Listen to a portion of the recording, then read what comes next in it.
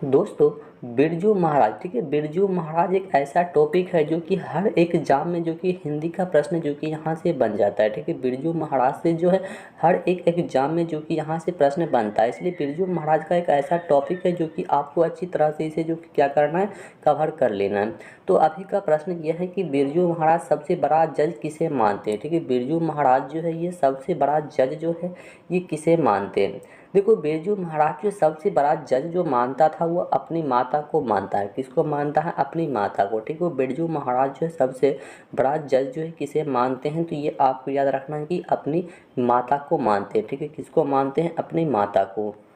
चलिए, और यहाँ से देखो बिरजू महाराज से क्या क्या प्रश्न बन सकता है। देखो, बिरजू महाराज से प्रश्न बनता है जैसे कि बिरजू महाराज को संगीत भारती में कौन लाया था। ठीक है, तो ये आपको याद रखना है कि कौन लाया था, तो डॉक्टर कपिला। ठीक है, वात्स्यायन ने जो कि इसे लाया था। ठीक है, बिरजू महाराज को संगीत भारती में कौन लाया था? डॉक्टर कपिला वात्स्यायन ने जो कि ये लाया था। देखो, बिरजू महाराज से हम बार बार बोल रहे हैं, बिरजू महाराज से जो कि हिंदी में प्रश्न आपके एग्जाम में बिल्कुल बनने वाला है, क्योंकि एसएससी जीडी में जितना भी शिफ्ट में एग्जाम हुआ है हर एक शिफ्ट में जो कि बिरजू महाराज से संबंधित एक प्रश्न जो कि एग्जाम में देखने को मिला है। यानी कि बिरजू महाराज एक टॉपिक ऐसा टॉपिक है जहाँ से मतलब हर एक शिफ्ट में वहाँ से एग्जाम मिला हुआ था।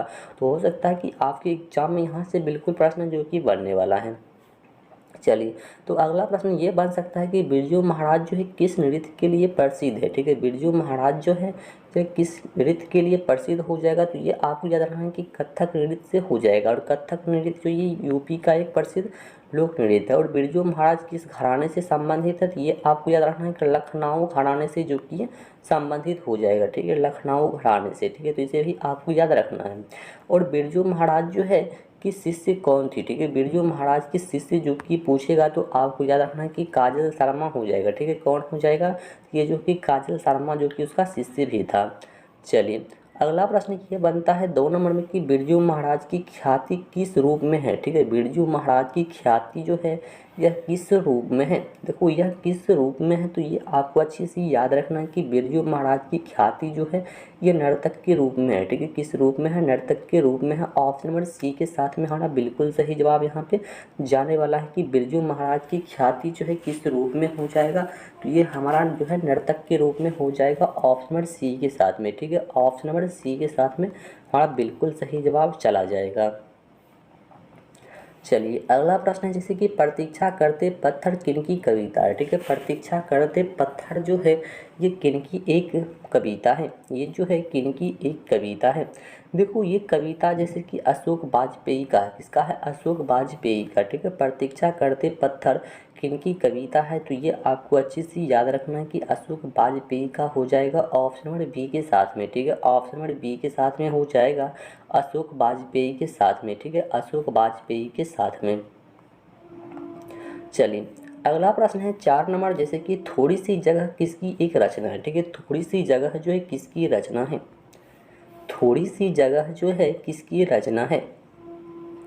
देखो, थोड़ी सी जगह जो है थोड़ी सी जगह किसकी रचना हो जाएगा, तो ये आपको याद रखना है कि अशोक वाजपेयी का हो जाएगा। ठीक है, थोड़ी सी जगह जो है किसकी रचना है, तो ये आपको याद रखना है अशोक वाजपेयी की एक रचना है। ऑप्शन नंबर बी के साथ में आपको याद रखना है। ठीक है, थोड़ी सी जगह किसकी रचना है? अशोक वाजपेयी की एक रचना है। ऑप्शन नंबर बी के साथ में हमारा बिल्कुल सही जवाब जाने वाला है। चलिए, अगला प्रश्न यह है कि प्रतीक्षा करता है पत्थर किसकी रचना है। ठीक है, प्रतीक्षा करता है पत्थर ये जो है किसकी रचना है। प्रतीक्षा करता है पत्थर ये किसकी रचना है। देखो, ये रचना भी जो है अशोक वाजपेयी का ही रचना है। ठीक है, प्रतीक्षा करता है पत्थर किसकी एक रचना है, ये आपको अच्छे से याद रखना कि अशोक वाजपेयी की एक रचना है। ठीक है, अशोक वाजपेयी का।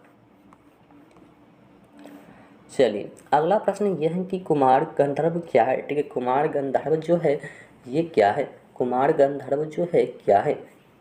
देखो, कुमार गंधर्व जो है क्या हो जाएगा, तो एक शास्त्रीय गायक हो जाएगा। ठीक है, क्या हो जाएगा? एक शास्त्रीय गायक हो जाएगा।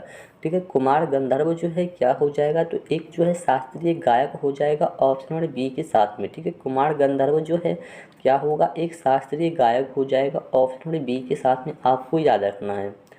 चलिए, अगला प्रश्न यह है कि इबादत का अर्थ क्या होता है। इबादत का अर्थ जो है क्या होता है। इबादत का अर्थ जो है क्या होता है। देखो इबादत का अर्थ होता है उपासना। क्या होता है? इबादत का अर्थ जो है ये उपासना होता है। ठीक है, इबादत का अर्थ जो है क्या होता है? तो उपासना होता है। ऑप्शन नंबर ए के साथ में इसका बिल्कुल सही जवाब जाने वाला है कि इबादत का अर्थ जो है ये उपासना होता है। ठीक है, क्या होता है? ये उपासना होता है, उपासना। चलिए अगला प्रश्न है जैसे कि सुशील। ठीक है, सुशील वाद्यों में से शाह की उपाधि प्राप्त, शाह की उपाधि जो है किसको प्राप्त है? सुशील वाद्यों में शाह की उपाधि जो है ये किसको प्राप्त है? शाह की उपाधि जो है किसको प्राप्त है? देखो शाह की उपाधि जो है जैसे शहनाई को है, किसको है? शहनाई को। ऑप्शन में डी के साथ चला जाए कि सुशील वाद्यों में शाह की उपाधि जो है ये प्राप्त है, तो ये शहनाई को प्राप्त है, यानी कि ऑप्शन में डी के साथ चला जाएगा शहनाई को। ठीक है, शहनाई को। चलिए अगला प्रश्न ये है कि बिस्मिल्लाह खां का संबंध जो है किसके साथ में हो जाएगा? ठीक है, बिस्मिल्लाह खां का संबंध जो है ये किसके साथ में हो जाएगा? देखो बिस्मिल्लाह खां का संबंध जो है ये शहनाई से हो जाएगा। ठीक है, किससे हो जाएगा? तो बिस्मिल्लाह खां का संबंध जो है ये किसके साथ हो जाएगा? तो ये जो है हमारा शहनाई से हो जाएगा, ऑप्शन नंबर डी के साथ में। ठीक है, ऑप्शन नंबर डी के साथ में हमारा बिल्कुल सही जवाब हो जाएगा कि बिस्मिल्लाह खां का संबंध जो है ये शहनाई से है। ठीक है, किससे है? ये जो है शहनाई से है, ऑप्शन नंबर डी के साथ में। देखो शहनाई, ठीक है, शहनाई जैसे कि उस्ताद बिस्मिल्लाह खां हिंदुस्तान के प्रख्यात मतलब शहनाई वादक थे। उनका जन्म जो है डुमरांव बिहार में हुआ था और सन 2001 में उन्हें भारत के सर्वोच्च सम्मान भारत रत्न से सम्मानित किया गया है। वह तीसरे भारतीय संगीतकार थे जिन्हें भारत रत्न से सम्मानित किया गया था। ठीक है, क्योंकि बिहार का रहने वाला ही था। ठीक है, तो इसे भी आपको याद रखना है। चलिए अगला प्रश्न यह है जैसे कि नौबत खाने में इबादत के लेखक कौन है? ठीक है, नौबत खाने में इबादत के लेखक जो है ये कौन हो जाएगा? नौबत खाने में इबादत के लेखक जो है ये कौन हो जाएगा? देखो इसका लेखक जैसे कि ठीक है, यतीन्द्र मिश्र हो जाएगा। ठीक है, यतीन्द्र मिश्र हो जाएगा। नौबत खाने में इबादत के लेखक जो है ये कौन हो जाएगा? ये जो है यतीन्द्र मिश्र हो जाएगा, ऑप्शन नंबर ए के साथ में। ठीक है, ऑप्शन नंबर ए के साथ में। चलिए अगला प्रश्न है कि यतीन्द्र मिशन की रचना जो है ये क्या है? ठीक है, यतीन्द्र मिशन की रचना जो है ये क्या है? इसकी रचना जो कि आपको बताना है। देखो इसकी रचना है जैसे कि नौबत खाने में इबादत। ठीक है, नौबत खाने में इबादत, ऑप्शन नंबर सी के साथ में चला जाएगा कि नौबत खाने में इबादत जो है ये रचना जो है यतीन्द्र मिशन का ही एक रचना है, तो आपको याद रखना है ऑप्शन नंबर सी के साथ में। ठीक है, ऑप्शन नंबर सी के साथ में। और यहाँ से एक प्रश्न बनता है जैसे कि मरते दम तक। ठीक है, मरते दम तक ना शहनाई छूटेगी ना कासिया कथन जो है किसका है? ठीक है, मरते दम तक तो ना तो शहनाई छूटेगी और ना ही कासिया कथन जो है किसका है? तो ये आप क्या रखना है कि बिस्मिल्लाह खां का ये संबंध है। ठीक है, किसका है? तो ये कथन जो है बिस्मिल्लाह खान का हो जाएगा। ठीक है, बिस्मिल्लाह खान का। चलिए अगला प्रश्न है कि बिस्मिल्लाह खां का असली नाम जो है क्या है? बिस्मिल्लाह खान का असली नाम जो है ये क्या हो जाएगा? देखो ये अमीरुद्दीन हो जाएगा। ठीक है, ऑप्शन नंबर ए के साथ में अमीरुद्दीन जो कि बिस्मिल्लाह खां का क्या है? असली नाम है। ठीक है, इसका असली नाम जो कि अमरुद्दीन हो जाएगा, ऑप्शन नंबर ए के साथ में। चलिए अगला प्रश्न है जैसे कि नरकट का प्रयोग किस वाद्य यंत्र में होता है? नरकट का प्रयोग जो है किस वाद्य यंत्र में होता है? नटखट का प्रयोग जो है किस वाद्य यंत्र में होता है? देखो किस वाद्य यंत्र में होता है? ये शहनाई में होता है। ठीक है, नटखट का प्रयोग जो है किस वाद्य यंत्र में होता है? तो ये आपको याद रखना है कि शहनाई में होता है। ठीक है, कहाँ पे होता है? तो शहनाई में होता है। नरकट का प्रयोग जो है किस वाद्य यंत्र में होता है? ये शहनाई में होता है, ऑप्शन नंबर बी के साथ में, जो कि हमें याद रखना है। ठीक है, ऑप्शन नंबर बी के साथ में। चलिए अगला प्रश्न ये है कि रसूलन, ठीक है, रसूलन बाई कौन थी? रसूलन बाई जो है ये कौन थी? रसूलन बाई जो है कौन थी? देखो रसूलन बाई जो है एक गायिका थी। ठीक है, गायिका रसूलन बाई जो है ये कौन थी? तो आपको याद रखना है कि रसूलन बाई जो है यह एक प्रकार की गायिका थी, ऑप्शन नंबर डी के साथ में हमारा चला जाएगा। ठीक है, ऑप्शन नंबर डी के साथ में। चलिए अगला प्रश्न यह है कि सुलोचना थी, यानी कि सुलोचना जो है ये कौन थी? सुलोचना जो है ये कौन थी? देखो सुलोचना जो है ये एक अभिनेत्री, ठीक है, अभिनेत्री, ठीक है, अभिनेत्री। सुलोचना जो है ये कौन थी, तो आपको याद रखना कि सुलोचना जो है यह अभिनेत्री थी, ठीक है, सुलोचना जो है ये अभिनेत्री थी। ऑप्शन नंबर ए के साथ में हमारा बिल्कुल सही जवाब हो जाएगा कि सुलोचना जो है ये अभिनेत्री थी। ऑप्शन नंबर ए के साथ में हमारा बिल्कुल सही जवाब जाने वाला है। चलिए अगला प्रश्न यह है कि पक्का महाल क्या था, ठीक है, पक्का महाल जो है ये क्या था, पक्का महाल जो है ये क्या था, तो आपको याद रखना है कि पक्का महाल एक काशी विश्वनाथ से लगा हुआ इलाका है, ठीक है, पक्का महाल जो है ये काशी विश्वनाथ से लगा हुआ एक इलाका का नाम है पक्का महल, ठीक है, पक्का महल। ऑप्शन नंबर सी में हो जाएगा पक्का महल का, ठीक है। चलिए अगला प्रश्न यह है कि पिकासो क्या थे, ठीक है, पिकासो जो है ये क्या थे, पिकासो जो है क्या थे। देखो पिकासो जो है एक चित्रकार थे, ठीक है, पिकासो जो है ये क्या थे, तो आपको याद रखना है कि पिकासो जो है यह एक प्रकार का चित्रकार थे, यानी कि ऑप्शन नंबर बी के साथ में हमारा बिल्कुल सही जवाब जाने वाला है। चलिए अगला प्रश्न है कि रोन नदी कहाँ पे है, ठीक है, रोन नदी जो है ये कहाँ पे स्थित है, रोन नदी जो है कहाँ पे स्थित है।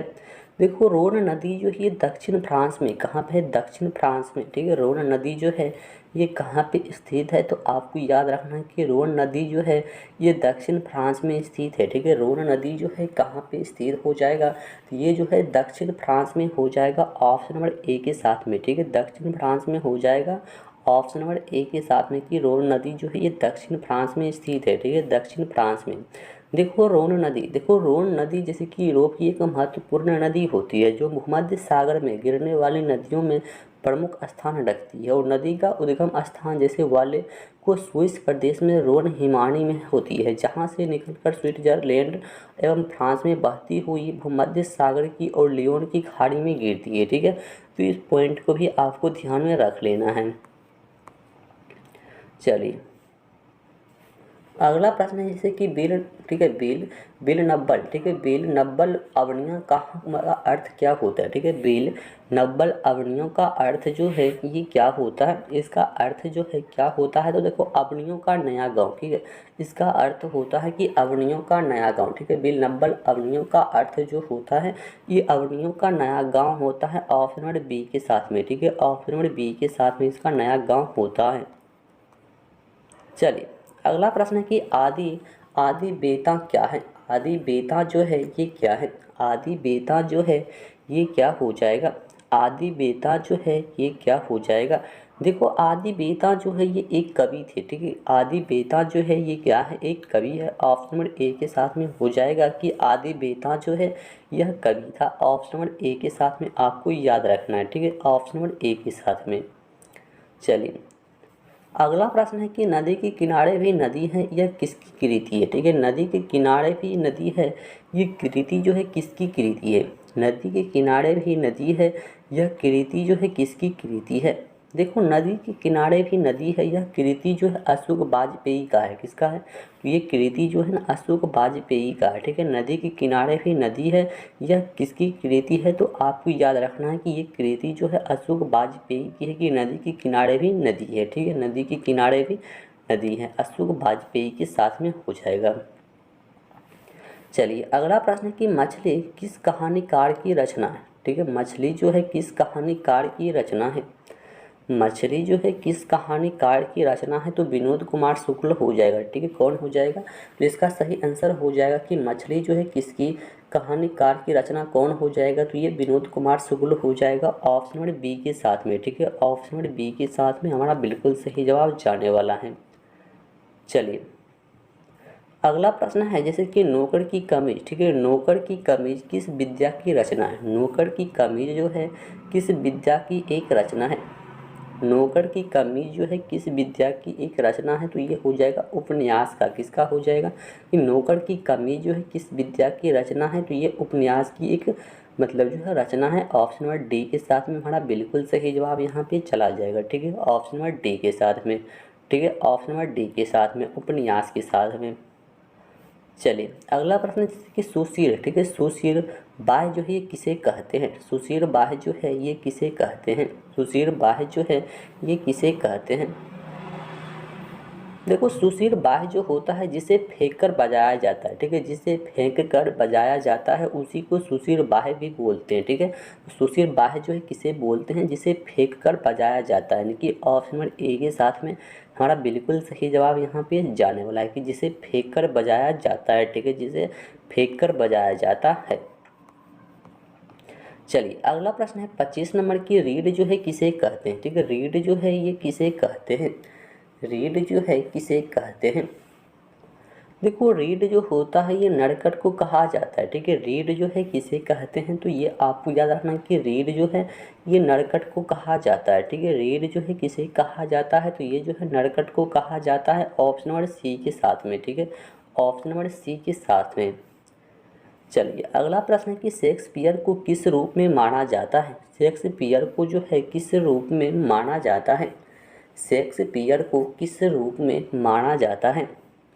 देखो शेक्सपियर को जैसे कि कवि हो गया, नाटककार हो गया, दोनों के रूप में जो कि इसे माना जाता है, ठीक है, शेक्सपियर को दोनों के रूप में माना जाता है। चलिए अगला प्रश्न है 27 नंबर में प्रश्न है जैसे कि क्या है कि हिंदी स्वराज के रचनाकार जो है ये कौन है, ठीक है, हिंद स्वराज के रचनाकार जो है ये कौन हो जाएगा, हिंद स्वराज का रचनाकार जो है ये कौन हो जाएगा।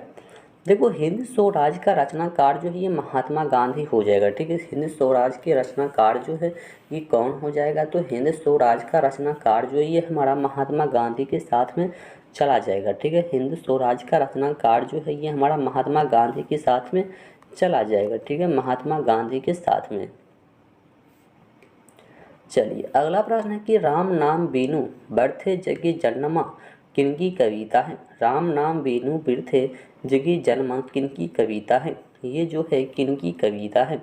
देखो ये कविता जो है गुरु नानक का है, किसका है, गुरु नानक का, ठीक है, राम नाम बीनू बिरथे जगी जन्मा किनकी कविता है, तो ये आपको याद रखना है कि गुरु नानक की कविता है, ठीक है, किसकी कविता है, गुरु नानक की, ऑप्शन नंबर बी के साथ में हो जाएगा, गुरु नानक की एक कविता है। चलिए अगला प्रश्न है कि हरिरास किसकी रचना है, हरिरास जो है ये किसकी रचना है, हरिरास जो है किसकी रचना है। देखो हरिरास जो है गुरु नानक की रचना है, ठीक है, हरिरास जो है किसकी रचना है, तो ये आपको याद रखना है कि गुरु नानक की जो है रचना है, ऑप्शन नंबर बी के साथ में कि हरिरास जो है ये गुरु नानक की ही रचना होता है। चलिए अगला प्रश्न यह है कि सिख धर्म का प्रवर्तन किसे किया गया है, ठीक है, सिख धर्म का प्रवर्तन जो है किसने किया है, सिख धर्म का प्रवर्तन जो है किसने किया है। देखो सिख धर्म का प्रवर्तन की बात किया जाए तो ये जो है गुरु नानक ने किया है, ठीक है, सिख धर्म का प्रवर्तन जो है किसने किया है, तो ये जो है गुरु नानक ने जो कि किया है, ऑप्शन नंबर ए के साथ में हमारा बिल्कुल सही जवाब जाने वाला है, ठीक है, ऑप्शन नंबर ए के साथ में। चलिए अगला प्रश्न ये है जैसे कि गुरु नानक के प्रचार किया है कि गुरु नानक का प्रचार जो है किस में मतलब किया गया है, ठीक है, तो वो गुरु नानक का प्रचार जैसे कि निर्गुण भाव की भक्ति का होता है, ठीक है, निर्गुण भाव भक्ति का जो कि ये गुरु नानक का प्रचार होता है, ठीक है। तो अभी हम लोग जो टोटल 31 प्रश्न को कवर किए और 31 प्रश्न में से कितना प्रश्न जो है आप लोग सही कर पाते हैं ये कमेंट बॉक्स में ज़रूर बताइएगा। तो चलिए मिलते हैं फिर से हम लोग नेक्स्ट वीडियो में, तब तक के लिए जय हिंद।